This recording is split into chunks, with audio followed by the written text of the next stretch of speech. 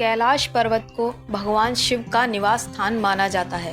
कैलाश मानसरोवर की यात्रा के दौरान इस पर्वत की परिक्रमा की जाती है। कैलाश पर्वत अपने आप में कई रहस्यों को समेटे हुए है। पौराणिक कथाओं के अनुसार इस पर्वत के पास प्राचीन धन कुबेर की नगरी है।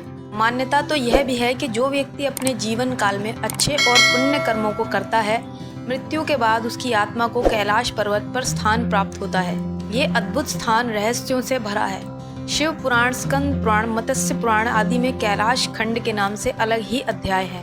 इनमें यहाँ की महिमा का गुणगान किया गया है। कैलाश पर्वत के ऊपर स्वर्ग और नीचे मृत्यु लोक है।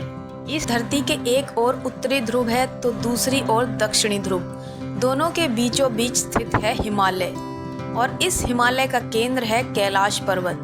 वैज्ञानिकों के अनुसार ये धरती का केंद्र है और धार्मिक दृष्टिकोण से ये दुनिया के 4 मुख्य धर्मों हिंदू, जैन, बुद्ध और सिख धर्म का केंद्र है। यहाँ एक ऐसा भी केंद्र है जिसे एक्सिस मुंडी कहा जाता है। एक्सिस मुंडी अर्थात दुनिया की नाभि या आकाशीय ध्रुव और भौगोलिक ध्रुव का केंद्र। यह आकाश और पृथ्वी के बीच संबंध का एक बिंदु है जहाँ दशों दिशाएं मिल जाती हैं। रशिया के वैज्ञानिकों के अनुसार एक्सिस मुंडी वह स्थान है जहाँ अलौकिक शक्ति का प्रवाह होता है और आप उन शक्तियों के साथ संपर्क कर सकते हैं। कैलाश पर्वत एक विशालकाय पिरामिड है जो 100 छोटे पिरामिडों का केंद्र है। कैलाश पर्वत की संरचना कंपास के 4 बिंदुओं के समान है और एकांत स्थान पर स्थित है जहाँ कोई भी बड़ा पर्वत नहीं है। कैलाश पर्वत की ऊंचाई लगभग 6600 मीटर है, जो कि दुनिया के सबसे ऊंचे पर्वत माउंट एवरेस्ट से कम है। माउंट एवरेस्ट पर कई लोग चढ़ाई कर चुके हैं, लेकिन ऊंचाई में इससे कम होने के बावजूद कैलाश पर्वत के शिखर पर आज तक कोई भी नहीं चढ़ पाया और ये आज भी अजेय है। ऐसा नहीं है कि कभी किसी ने कैलाश पर्वत पर चढ़ने की कोशिश नहीं की। 2001 में चीन ने स्पेन और रूस के वैज्ञानिकों के साथ मिलकर कैलाश पर चढ़ने की कोशिश की थी। ये टीम कैलाश पर चढ़ने में सफल तो नहीं हो सकी, लेकिन उन्होंने वहाँ जो महसूस किया वो हैरान कर देने वाला था। उन्होंने बताया कि जब उन्होंने कैलाश पर चढ़ने का सीधा रास्ता खोज लिया था और जैसे ही उस पर आगे बढ़े तो भयंकर बर्फबारी शुरू हो गई और बर्फ ने उस रास्ते को पूरी तरह से बंद कर दिया। रूस के एक पर्वतारोही ने बताया कि जब वह कैलाश के नजदीक पहुंचे तब उनका दिल जोरों से धड़कने लगा, घबराहट भी हुई और अंदर से आवाज आई कि उन्हें आगे नहीं जाना चाहिए। जिसके बाद वो सभी नीचे आ गए और उनका मन भी हल्का होने लगा।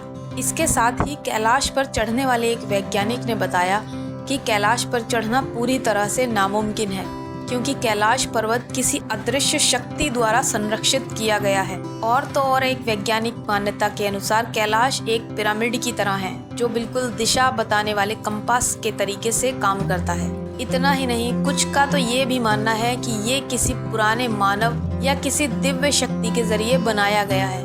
एक वैज्ञानिक मान्यता ये भी है कि लगभग 10 करोड़ सालों पहले यहाँ पर एक समुद्र था।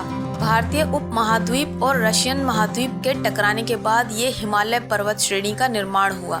वैसे तो कैलाश पर्वत पर चढ़ना निषिद्ध है, लेकिन 11वीं सदी में एक तिब्बती बौद्ध योगी मिलारेपा ने इस पर चढ़ाई की थी। हालांकि मिलारेपा ने इस बारे में कभी कुछ नहीं कहा, इसलिए यह भी एक रहस्य है। यहाँ 2 सरोवर मुख्य हैं। पहला मानसरोवर, जो दुनिया की शुद्ध पानी की उच्चतम झीलों में से एक है और जिसका आकार सूर्य के समान है। दूसरा राक्षस नामक झील, जो दुनिया की खारे पानी की उच्चतम झीलों में से एक है और जिसका आकार चंद्र के समान है। ये दोनों झीलें सूर्य और चंद्र बल को प्रदर्शित करती हैं, जिसका संबंध सकारात्मक और नकारात्मक ऊर्जा से है। जब दक्षिण से देखते हैं तो एक स्वास्तिक चिन्ह देखा जा सकता है। ये अभी तक रहस्य है कि ये झीलें प्राकृतिक तौर पर निर्मित हुई या इन्हें किसी ने बनाया। कैलाश पर्वत की 4 दिशाओं से 4 नदियों का उद्गम हुआ है।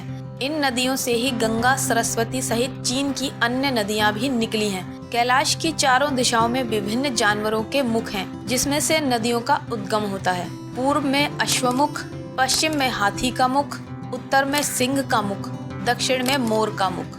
यहाँ पुण्य आत्माएं ही रह सकती हैं। कैलाश पर्वत और उसके आसपास के वातावरण पर अध्ययन कर चुके रशिया के वैज्ञानिकों ने जब तिब्बत के मंदिरों में धर्म गुरुओं से मुलाकात की तो उन्होंने बताया कि कैलाश पर्वत के चारों ओर एक अलौकिक शक्ति का प्रवाह है, जिसमें तपस्वी आज भी आध्यात्मिक गुरुओं के साथ टेलीपैथी संपर्क करते हैं। हिमालय वासियों का कहना है कि हिमालय पर येती मानव रहता है। कोई इसे भूरा भालू कहता है, कोई जंगली मानव, तो कोई हिम मानव। ये धारणा प्रचलित है कि यह लोगों को मारकर खा जाता है।